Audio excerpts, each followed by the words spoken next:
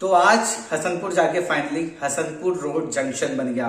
काफी सालों का यह मेहनत, काफी सालों का यह संघर्ष अंततः जाके सफल हुआ। लेकिन इसके पीछे क्या इतिहास रही, कौन सी ऐसी चीजें हैं जिसके कारण परेशानियां आई, पूरे इतिहास को आज हम डिटेल में जानेंगे। अगर आप लोग स्टूडेंट हैं या पेरेंट्स हैं या समाज के बुद्धिजीवी हैं तो आपको इसके बारे में जानकारी होनी जरूरी है।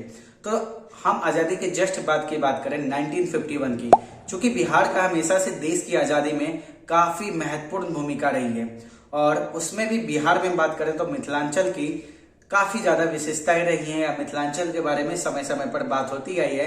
तो 1951 में सबसे पहले रेलवे के द्वारा यह परीक्षण किया गया, सर्वे किया गया कि हसनपुर सकरी के बीच में रेल रोड को बिछाया जा सकता है कि नहीं बिछाया जा सकता है।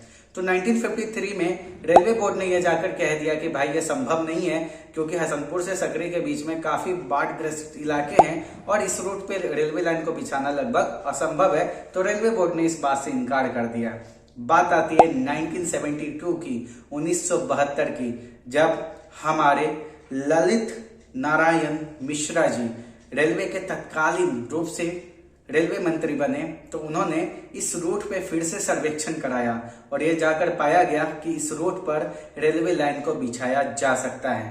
तो इसके तुरंत बाद ही कुछ दिनों के बाद समस्तीपुर रेलवे स्टेशन पर बम विस्फोट हुआ, जिसमें हमारे ललित बाबू की हत्या हो गई।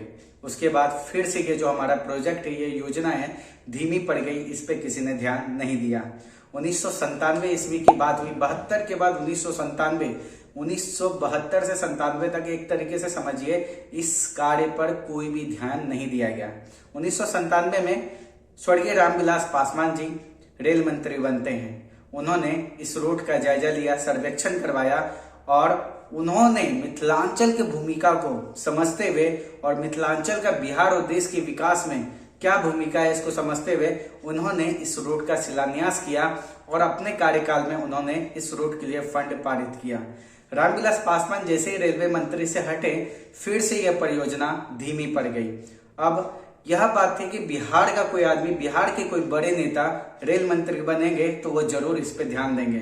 तो बात आती है 2004 की, जब यूपीए की सरकार में माननीय श्री लालू प्रसाद यादव जी रेल मंत्री बनते हैं। लालू प्रसाद यादव जी इस पे काफी गंभीर रूप से ध्यान देते हैं और वे समझते हैं कि इस रूट का विकास कितना जरूरी है और उन्होंने अपने पूरे कार्यकाल में इस रूट के लिए, इस परियोजना के लिए लगभग 50 करोड़ रुपए का फंड पारित किया। तो एक बहुत अच्छा और बहुत बड़ा काम किया लालू प्रसाद यादव जी ने। और उनके रेल मंत्री से हटने के बाद फिर से यह परियोजना, योजना धीमी पड़ती चली गई। बताते चले आपको कि हसनपुर और सकरी के बीच का जो कुल डिस्टेंस है 79 किलोमीटर का है। 89 किलोमीटर का यह टोटल डिस्टेंस है और हसनपुर से सकरी के बीच में कुल 10 रेलवे स्टेशन है।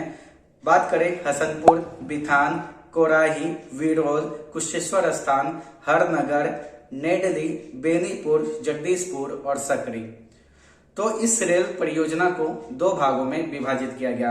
पहला प्रोजेक्ट लिया गया कि सकरी से लेकर कुशेश्वर तक की रेल लाइन बिछाई जाएगी और दूसरा हसनपुर से कुशेश्वर तक की। तो सकरी से हरनगर तक का रेलवे का कार्य शुरू हुआ, रेलवे की गाड़ियां चलने लगी, मतलब सकरी से हरनगर तक परियोजना शुरू हो गई। कोविड के समय रेल बंद कर दी गई थी, लेकिन यह परियोजना पूरी हो गई। अब यहाँ पे सवाल आता है कि सकरी से लेके कुशेश्वर स्थान तक रेल परियोजना क्यों नहीं हुई? क्योंकि कुशेश्वर स्थान के पास पक्षी विहार है, जहां मौसम में पक्षी आया करते हैं। तो उस समय के दरभंगा के डीआरएम ने इस पे आपत्ति जताई और कुशेश्वर स्थान के पास जो रेलवे लाइन गुजर रही थी वहां पे कार्य रोक दिया गया। दूसरे चरण का कार्य हसनपुर से कुशेश्वर तक का शुरू हुआ, लेकिन अभी तक कुशेश्वर तक का काम पूरा नहीं हुआ है। लेकिन हसनपुर से लेकर बिथान तक का कार्य पूरा हो चुका है और हसनपुर से बिथान के रूट पे परिचालन आज शुरू हुआ।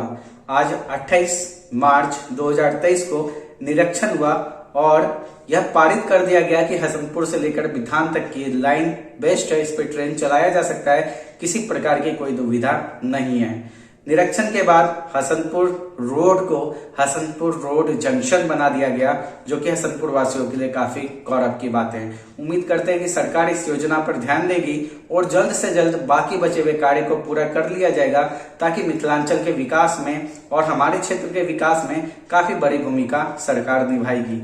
वीडियो पसंद आया तो लाइक शेयर सब्सक्राइब जरूर करना। अपने क्षेत्र के लिए, अपने राज्य के लिए, अपने जिले के लिए कम से कम वीडियो को शेयर जरूर करना। Thank you.